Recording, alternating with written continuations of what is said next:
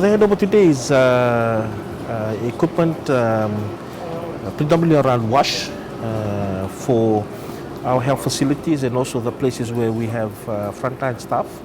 And they have been funded through USAID and bought through UNICEF and brought into the country through the mechanisms that they have.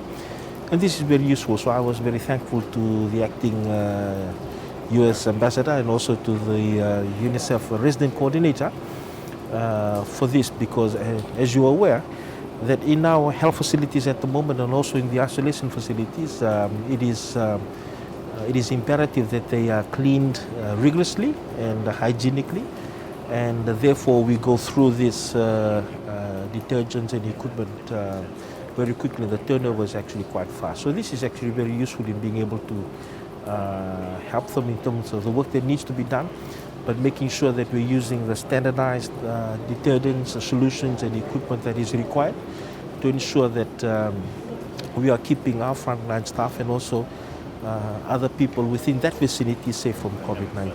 So we're very thankful. We've also had support from UNICEF and also USAID with COVID-19 last year and also in the beginning of this year. And so this just goes to show that the support of multilateral partners are important in being able to work with us as we continue our efforts towards getting on top of the outbreak of COVID-19 that we have.